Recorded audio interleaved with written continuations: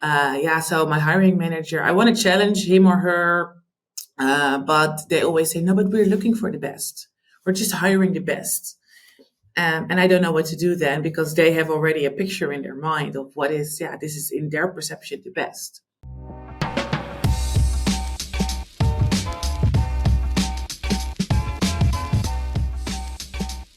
My name is Katharina, and I'm the Community and Event Manager at eCulture, a company that is on a mission to shape the world of unbiased hiring.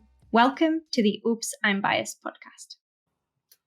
Today on the Oops, I'm Biased podcast, I am speaking to Sacha Martina. Sacha Martina is a recruitment professional, a 2-time entrepreneur, a consultant, a keynote speaker on all things DE&I. She has recently made a new step in her career and launched House of Inclusion, a DE&I consultancy, and has previously worked 12 years in recruitment, both on the internal but also on the agency side. So she has a wealth of knowledge that she's going to share with us on this episode. This is the first TA Leaders Live that we did. So you'll be hearing us talk on the podcast. It was first live broadcasted, now brought to you as an episode. And we're going to talk all about inclusive recruitment. We're going to touch on all different things regarding building your business case if you are working on a little bit of change management in your organization, about leadership development, as well as leadership involvement in making recruitment more inclusive. And then in the end, she also shares some really tangible tips that cost you nothing, are little steps that you can take tomorrow already to make sure that your organization becomes more diverse, equitable, and inclusive in their recruitment processes and beyond. So I'm really excited to bring you this conversation. Without further ado, here is Sacha Martina. All right, we are live. Hey, Sacha, welcome to the podcast. It is so great to have you today. Hello, Kat. I always say Kat, I'm sorry. Hello, Katharina. That's perfect. Good morning. How are you? I'm doing very well, thank you. I hope you're doing well too. This is our very first Talent Leaders Live. We have been running a Talent Leader series on this podcast for a little bit, but thought we would take it live. And that's what we're doing today, which I'm very excited about to have you on this. We are talking all about inclusive recruitment today and hear a little bit about what you got going on as well. Maybe we can start with that. Give us a bit of an introduction to who you are and what it is that you do. A lot. I do a lot, but I have been active in the international recruitment industry for over 12 years. Started a business called Your Talent Agency that focuses on international recruitment and relocation management.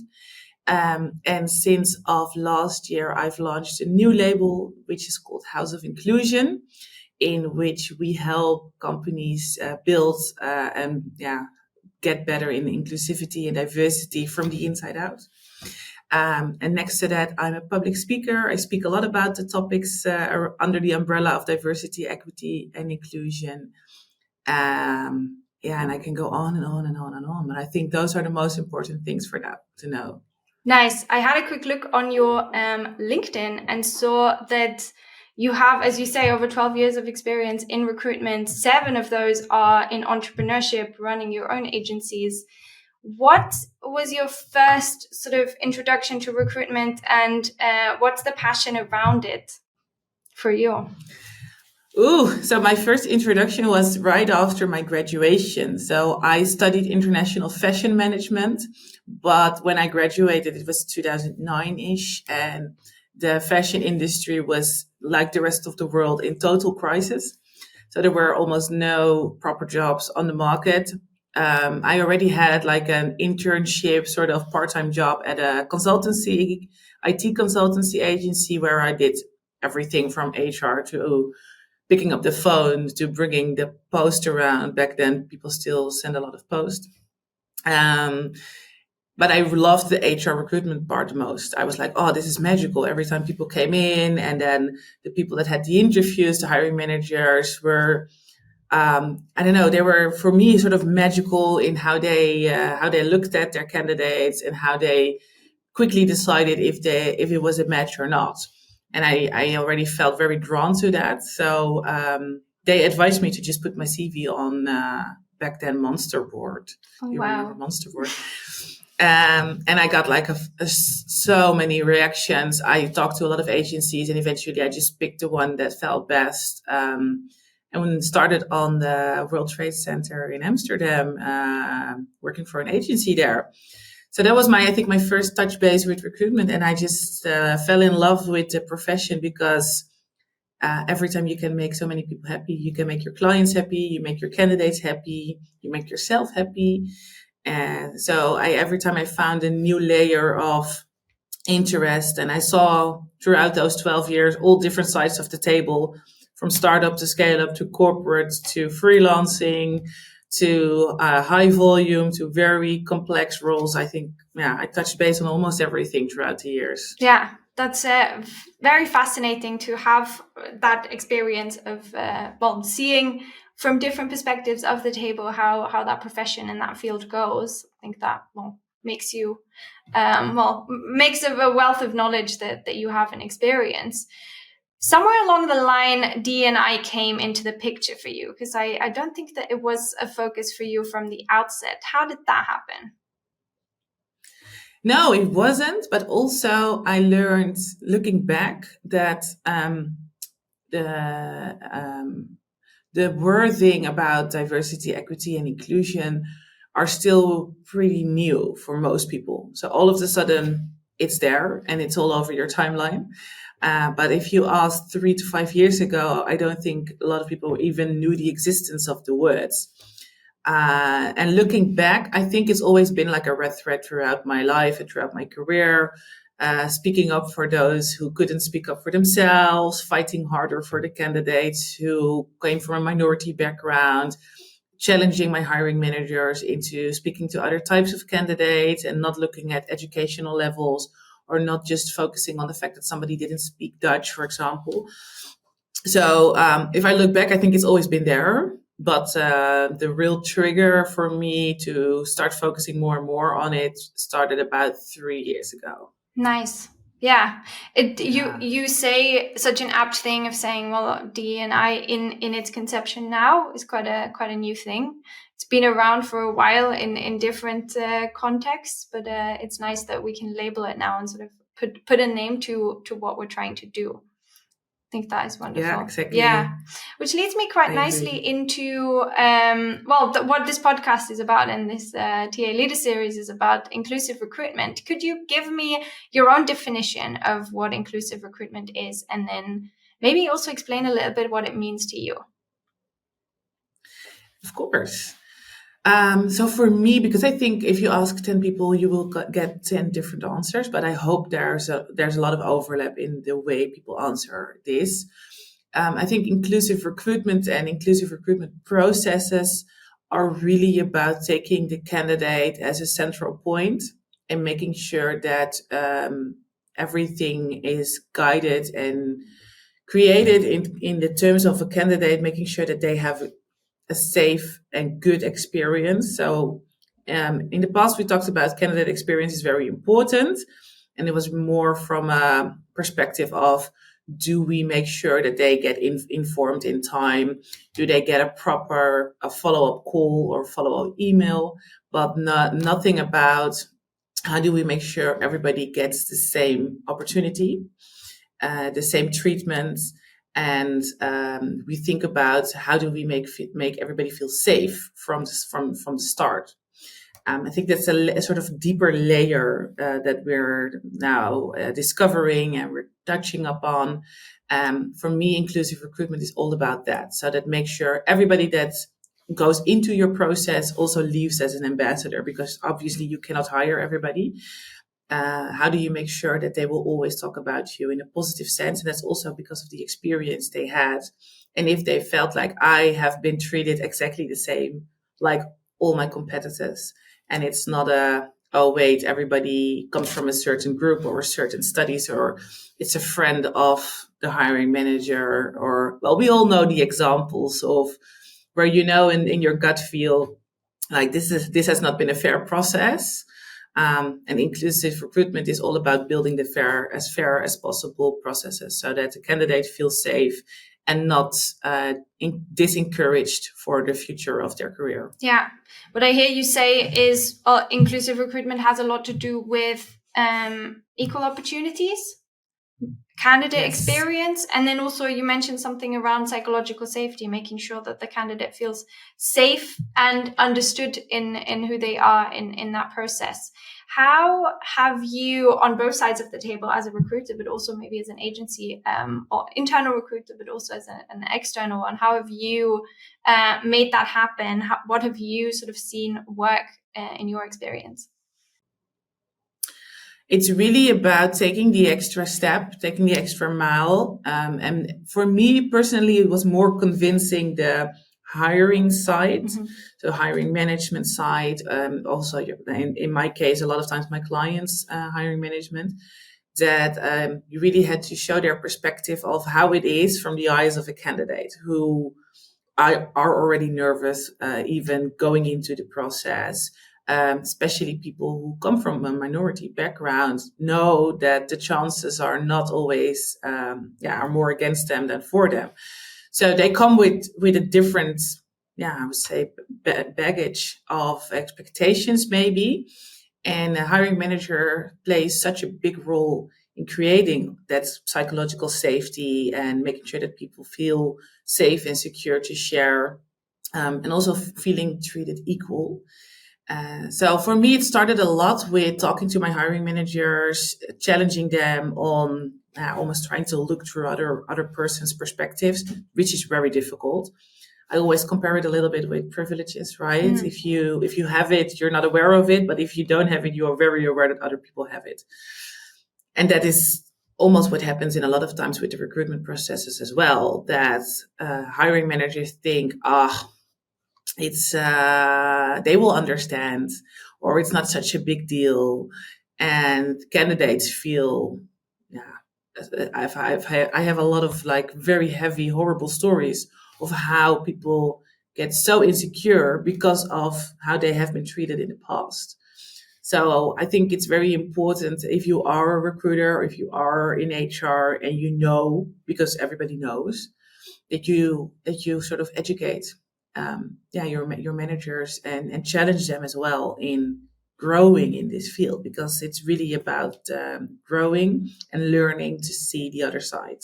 Yeah, that's a really good summary. We recently had someone on the podcast as well who was talking a lot about stakeholder management and saying, well, you need to educate, but also listen to your hiring managers and see, okay, can we have that trust basis where I can challenge you on what you assume or your stereotypes that you have, or what you think is a good process where we can work together, making it more fair, making it more inclusive. So happy to hear as well that is sort of at the forefront for you, that education piece. And it's difficult because, hiring managers a lot of times are people with the power position.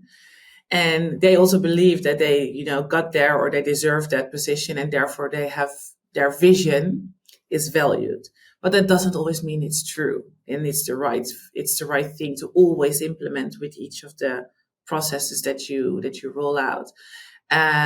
So something that you may recognize is and I know this because a lot of recruiters ask me as well. So my hiring manager, I want to challenge him or her, but they always say, no, but we're looking for the best. We're just hiring the best.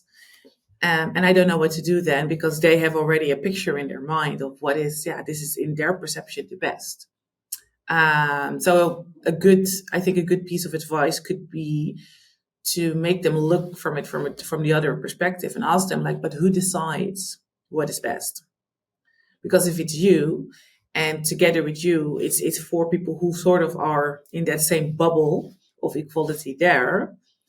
Somebody that looks a little bit different or is a little bit different will not be the best in your eyes.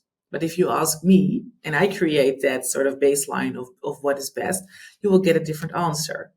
So again, it's also a nice conversation to challenge them a little bit on diversity in their hiring processes and in their in their recruitment team of people who do the interviews and also the people who check the assessments. If you switch it up, you will get different results. So it's a really nice way to play around maybe a little bit with it without taking it too heavy. If you want to showcase to your managers that there are different ways and different perspectives. Yeah, that diversity of perspectives can change a lot. What would you then, or maybe in your experience, how do you take it to a second step then, as you say, well, if you challenge your hiring managers to think, or your perspective on a candidate of what is a good quality candidate might be very different to what I see. What's the next step then? How do you make sure that you give that fair chance to everyone in the hiring decision when it comes to it? Yeah, so it will really depend on the type of company that you work for. So in my experience, the smaller the company, the easier it sometimes is to find that hiring manager who is a little bit adventurous, maybe more an ambassador already of the recruitment team. And also a lot of times these are people who like to, color outside of the lines a little bit. But those are the good ones to find, and just ask them like, hey, how can we maybe create like a side process as a proof of concept instead of changing the whole process and making sure that the leadership is involved. It takes time because everybody needs to say yes, and then by the time you get there, you are already exhausted and frustrated. And if you can prove that it is working by building a little proof of concept case with one manager, and say like, hey, listen, why don't we for the next role, we switch up the process. So we co-create a new job spec. We check on inclusive language. We let it check by other people internally, maybe even externally. And we also together form a new hiring squad and see what are those results going to give us. So it's like a tiny project within the normal recruitment process. And obviously keep track and report. But a lot of times this builds a really good business case. So without having to get a lot of budget and a lot of people saying yes to it, if you find one that is willing to be maybe a little bit naughty in this process with you, that's going to help you a lot, because then you have proven already on a small level that this is going to work. What happens if we roll it out on a bigger level? Yeah, sort of think big, start small with a proof of concept with maybe one partner in crime in your organization. Yeah, and that's also, I know sometimes it's challenging. I still feel a lot of recruiters feel like, hey, I need to, they feel a lot of times that they still have to listen too much to what hiring managers say or demand or want. And I hope that more and more recruiters are going to see that without you, the company can't develop and can't grow. You are such a big part of the success.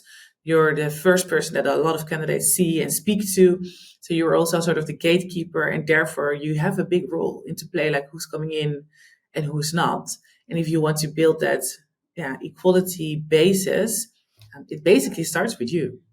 Yeah, I love that appeal to all recruiters. It starts with you. You have a more important role than companies might let you to believe. Exactly. Let's assume that proof of concept goes through. It's successful. People are enjoying it. How do you get leadership on board? How do you get them involved? Yeah, leadership is always a fun challenge, right? And again, I think every company has different rules and regulations and challenges when it comes to involving leadership. But it is one of the biggest feedback points that we get when we talk about building more inclusive cultures and inclusive processes. Is yes, everybody wants to, especially people from the operational side, especially people from HR and recruitment. But how do we make sure that it also comes from the top? And I don't have one perfect answer. I'm sorry. I wish I had. It's layered. And again, I always tap into people's sort of bravery in this. So feel bold and brave enough to step to step to the leaders yourself. You don't always have to follow the processes that have been laid out, because I can tell you by own experience, a lot of times leadership love it when people take initiative, especially if it's only going to help them, reach their goals quicker or better. So obviously, I don't have to tell you, but maybe still people listening don't know yet. A lot of times leaders get really triggered by better results. So we're going to be quicker. We're going to have more access to talent, quicker access to talent. It's amazing for our reputation. So it only has basically positive outcomes. But yes, we need to start doing it, and you need to start helping me with that by being an ambassador, by being an ally, by also showing up to initiatives like anything D&I related internally, which I think is an important point to mention. I see an amazing trend that more and more companies are willing to invest in the right products, software.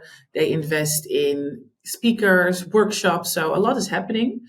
But what you also see is that the people that actually need to be there, so leadership, 9 out of 10 times think, oh, somebody from HR can handle this, or I'm not needed here because I already know what to do. They just need to learn, and then the rest of the organization will follow.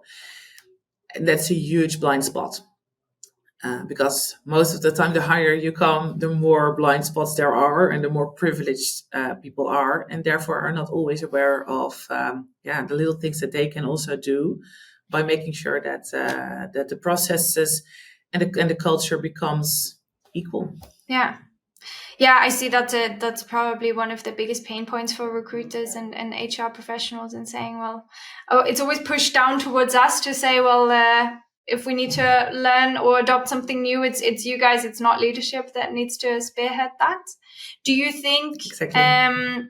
Sustainable change towards more D&I informed processes can only come bottom up?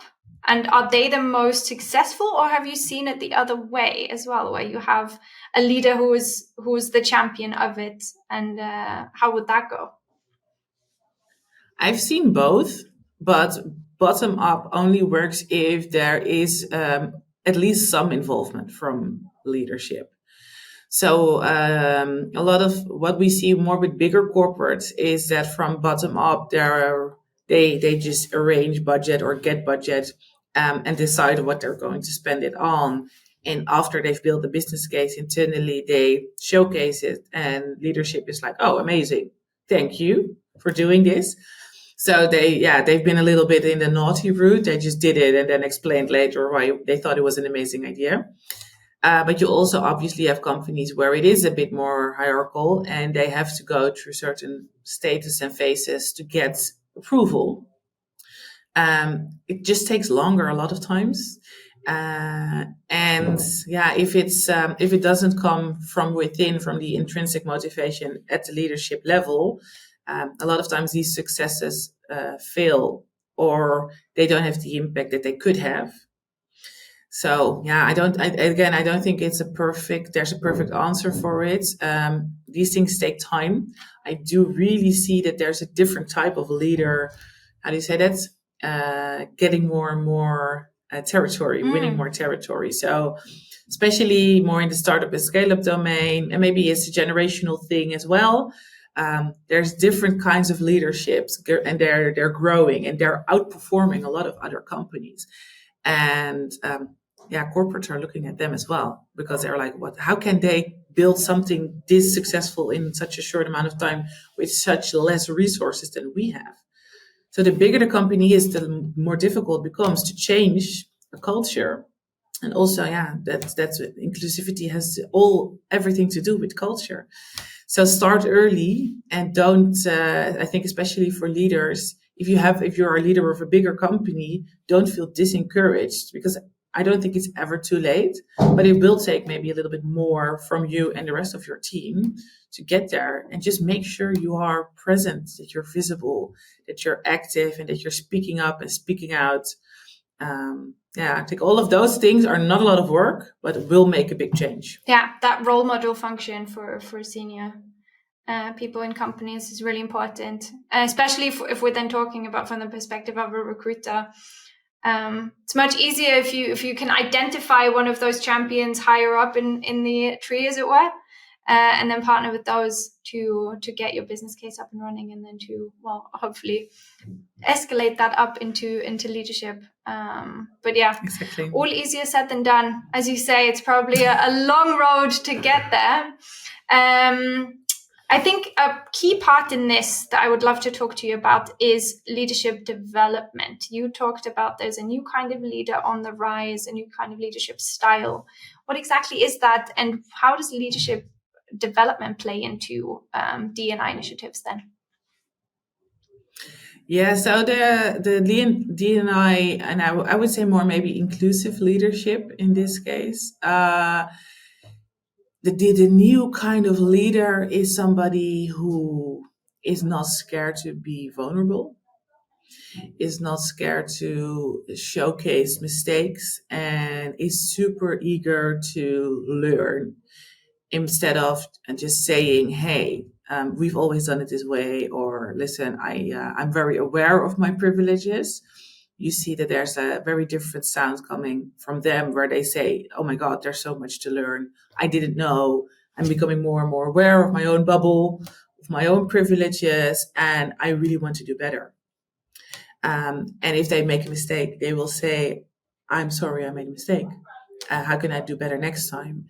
So yeah, it's a world of difference, and it's not just applying to men or women.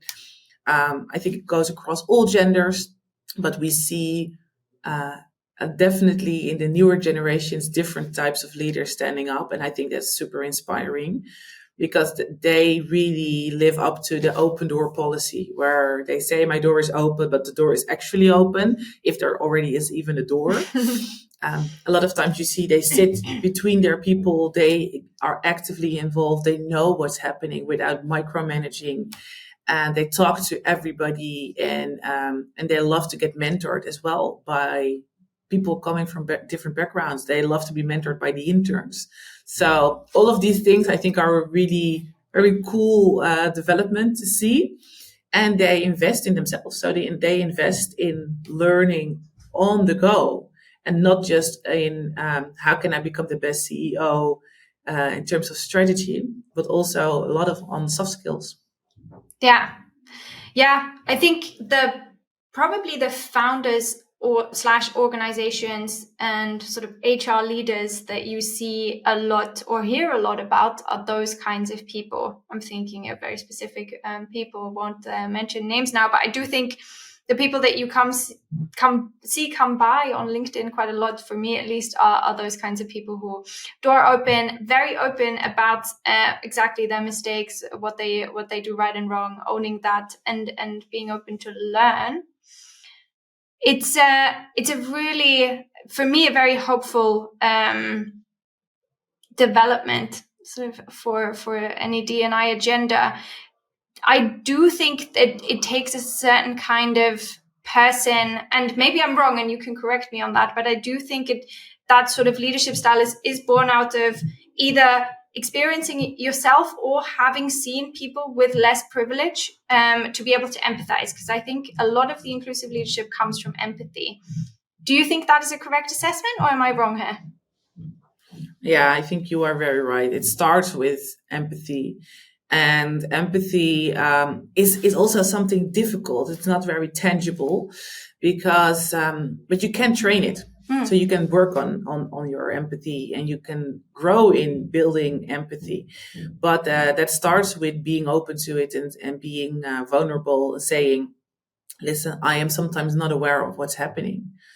So when you talk to somebody and they are not aware of an energy that's in a room, or an energy that oozes out of certain people, some people are just a little bit blind for it. So it doesn't mean they can't train it, but it's really it is almost like training for a marathon, or training as a professional soccer player. And I use that metaphor quite a lot when I speak. I say, listen, the best football players in the world also still train on a daily basis, right? They didn't become the best just overnight. They didn't wake up one morning and they were like Messi. No, they trained. They were already talented, but they trained and they trained and they keep on training to become the best and to stay the best. And I think it's the same as a leader. If you want to become the best leader for your squad, you need to continuously train on how to be that best leader, and also be open and honest enough if people tell you, hey, these are things that you can really improve on, which can be quite harsh, right? Quite direct, but don't feel attacked, because I think if people feel safe enough to have that conversation, it's one of the biggest compliments you can have as a leader. If they feel safe with you to give you good feedback, and you also do something, obviously, with the feedback, that only means that you're building up on something amazing. Yeah, and that is obviously true on all levels of an organization. You don't need to be the CEO for this to apply to you. You can lead a recruitment team, be what have you, the head of... It's even if you have an intern, if you have one intern, and I think leaders come in all different sizes, right? You don't have to have the title manager or whatever next to your name. I think there's a leader in almost everybody. Sometimes you're leading in a project, sometimes you're leading within your own team or squad. So this applies to everybody, but I think it applies even heavily more to the people who actually have those C and D and leader and management titles. Indeed. Yes. Yeah. Well, on the topic, little birdie told me that you are a keynote speaker. You do consult companies on their DE&I strategy. I would love to hear a little bit more about the company-owned consultancy that you just launched, House of Inclusion. Where did that come from? What are you guys doing? Tell me all about it. Wow. So House of Inclusion has been born out of growing demands of questions that me and Dani, I'm building House of Inclusion together with Danielle Giscoat. And both of us come from a sort of a similar background, but also quite different. So where I come more from technology scale-up industry, Dani comes more from the entertainment and media world. And we saw in both of the industries, but honestly in all industries, a growing demand of companies needing help across the board when it comes to building future-proof culture. So just saying diversity, equity, and inclusion doesn't even cover it. It's really about how do we make sure we are ready for what's coming. And now they're starting to see like, hey, the market's changing, right? So it's become tougher and tougher to keep the good people in-house. AI is rising, and there's also a big group of people leaving the market because they are going on retirement. So there's a lot happening. But also building safe workplaces has become, I think, one of the most important things over the past years. And especially companies that have not really paid attention to it that much are now need to catch up. The CSRD is around the corner, so corporate social responsibility. There's a lot on their shoulders, and the momentum is now. So we wanted to build a house. So it's a little reference to, I don't know if you know, but a little reference to the ballroom industry from the 80s, where the people that were not welcome in certain communities created their own houses where everybody was welcome. So with House of Inclusion, everybody is welcome. We work for different kinds of businesses. So we have some really amazing corporates that are vulnerable enough to say like, hey, listen, we also don't know what to do. We are short on resources, but also short on expertise. And we also give advice to smaller agencies. And we believe that there's two ways to make impact and to spark empathy, as we talked about earlier. So you have quick empathy sparks, which is needed to build longer business cases. So with quick empathy, we do keynotes and workshops. So we fly in, we shake everybody up, and we fly out, which is a good way, especially for HR and people leaders, to put the subject more on the roadmap. If you want to have it as a strategic agenda point, but you're like, I already asked my CEO 5,000 times. They don't seem to listen. Maybe they will listen to you, and it works. It does work. A lot of times it works. And after that, the floor is more open to have a conversation about, okay, how are we really going to make this a strategic, ongoing thing on our agenda as a business?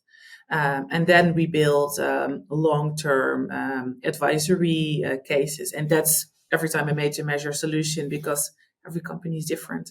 Yeah. So we start with the baseline. We want to know, where are the blind spots? What does the data tell us? And from there, we build an advisory business case for companies. And this sits really at the full spectrum of the employee lifecycle. Do you have sort of a preferred space that you operate in with your recruitment background, or you sort of it touches everything? DE&I touches the employee in every stage, and we need to see where the blind spots are. How do you approach that? Yeah, it's exactly what I said. It's different. So my background obviously is more on the employee side. Dani's background is a bit more on the communication, product and marketing side. Therefore, we already make a very interesting combination. But we also believe not all knowledge is with us. So we know, I think, quite a lot. We really believe in democratizing knowledge. There's a lot of knowledge spread out.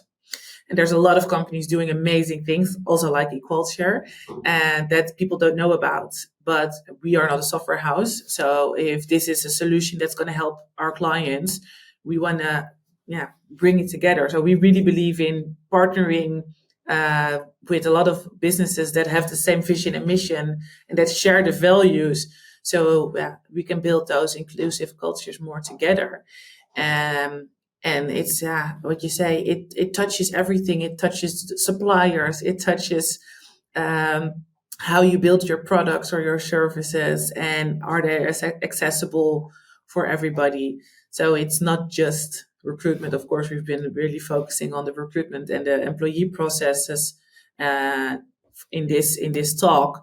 But obviously, it touches everything within a company. Yeah, which also strengthens then again a little bit that business case around why DE&I is so important for organizations, because it doesn't only touch recruitment, it doesn't only touch the employee, it also touches, as you say, external communications, employer branding, what have you, sort of a very holistic way to look at it. So I can only imagine that companies can really benefit from what you guys are doing over there to make sure that everything's being taken care of. It's just not one sort of, we're putting out the fire over here and then we're going to go.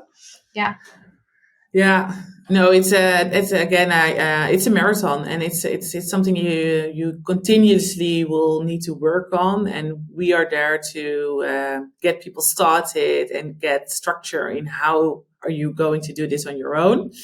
But it is going to be in a continuous thing for the rest of the time that you're going to be in business. Yeah. Which, I always see it as sort of a blessing and a curse. Obviously, it's we all would love for us to be out of jobs so that everyone can be treated equal and have fair chances on the labor market. But I would love that. Yeah, indeed. That's why I'm saying it. Sort of, it would be great if we all went out of business.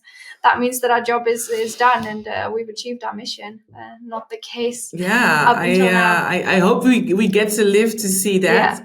I wonder, but there's definitely a lot of amazing things happening, and I love to see so many companies being honest and vulnerable and open for collaborations and open for constructive feedback on how they have been doing and how they can do so much more, so much better. Yeah.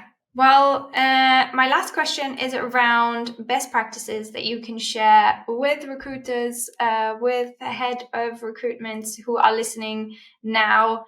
We get I talk to a lot of people who say, well, it's all well and good that there's lots of services out there, lots of tools that you can use, assessments, what have you, but we might not have the budget right now. So is there anything that recruiters can start now, implement tomorrow, those little steps to become a more DE&I informed team in their processes? Of course, there's a lot of low-hanging fruit. First of all, I think there's always budget, maybe not the budget that you want, but that's why I said build a smaller business case first. and getting 1,000 or 2,000 euros budget for something, or a really good speaker or a really good workshop, that's not going to get the company bankrupt, right? So again, tap into your inner bravery, boldness, and ask like, hey, I know we don't have budget on this yet, but I want to showcase how important it is, and also make sure that I can build a bigger business case for next year. To start with something. So if we can go out for a Friday night with the company, which is also going to cost a lot, we can also do this. So a lot of times I just say start there. And I think small things that recruiters can do is step into these types of sessions, because this is for free, right? We talk for free to educate you, and share what you've heard internally as well. So I know there's a lot of good webinars and a lot of information, and a lot of good white papers. Don't just read it and then, leave it on your laptop. Just ask like, hey, I read this super interesting webinar, or I attended this interesting broadcasting, or I downloaded a super interesting white paper. I'm going to share it with my team. And during lunch, I'm just going to grab 10 minutes to talk about the 3 most important things that stuck out for me. So it becomes also more tangible for the rest of the people in your company. And get allies. Get other people to talk about this with you. Because if it's just you, it can feel very lonely. But I can guarantee there's more people who get frustrated because they see what's happening with other companies. They feel like, hey, why aren't we doing anything, or why aren't we doing enough? Talk about it with each other, right? And find allies amongst each other. Say like, hey, this is something that frustrates me for a while now. You will see other people will say, oh, I have the same. And then, you can build a little alliance and say, hey, how can we maybe, join forces and get some more attention for this? Because if it's coming from 3 or 4 people, it has a different layer than if it's just one. Yeah. So don't feel alone. There's always people that have your back. You just don't know it yet. That's a lot of times, I think, very helpful. So without budget, I think those are first good steps to take. And there's also, I know, and that's also how I started, there's also people that know more about this topic that want to share their knowledge within your company in exchange for exposure. So even if you're like, okay, maybe I want to have this amazing speaker, but a good speaker is already quite an investment. There's also people that are just starting or are just already intrinsically motivated. Invite them and be honest, say like, listen, we don't have budget, but we do have a great network. We're happy to expose you and share, your knowledge in our session with our bigger network, in exchange for some knowledge and some inspiration. So those are, I think, the little small things that you can start with. But I also, want to circle back to the first point. I think getting 1,000 or 2,000 euros to really start, and with that you can do quite a lot, is not going to get the company bankrupt. So just be bold and ask for it. Yeah, indeed. There might be a bit of reluctance in asking, being bold, but it's a really nice piece of advice that you're sharing and saying, well, on the one hand, start with yourself, sort of see how you can educate yourself, and then be that echo that reverberates in your company and tell other people what you're learning and who you're meeting. I think that network effect can go such a long way if you speak to people who are more experienced in the things that you would like to do. I think people that have implemented policies or have done certain things that have worked for them, speak to those. So I think those are great pieces of advice that you just shared. Yeah, thank you. Yeah, and obviously I could give you so much more advice, but I think for starters, these are good things for people to start with. And if people want to know more or get inspired, I also highly recommend. There's a lot of people talking about these topics on a daily basis, including us at House of Inclusion.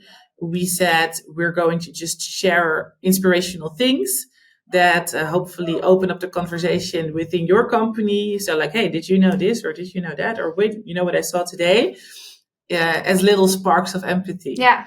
So if you want to know more, you're interested in this topic, and sometimes you need some inspiration to open a conversation, I highly recommend follow us on LinkedIn, because we share already like a lot of a ton of information and inspiration. Great. Yeah, I will leave. Apologies. I'll leave all of the links to House of Inclusion and to you on LinkedIn as well in the show notes, so everyone can go see what you guys are up to and learn from you guys. Thank you so much for joining me on this LinkedIn, TA Leaders Live series. I'm super excited to have been able to talk to you about all those things. And we'll send everyone who listened today over to you guys. And I hope you enjoyed it.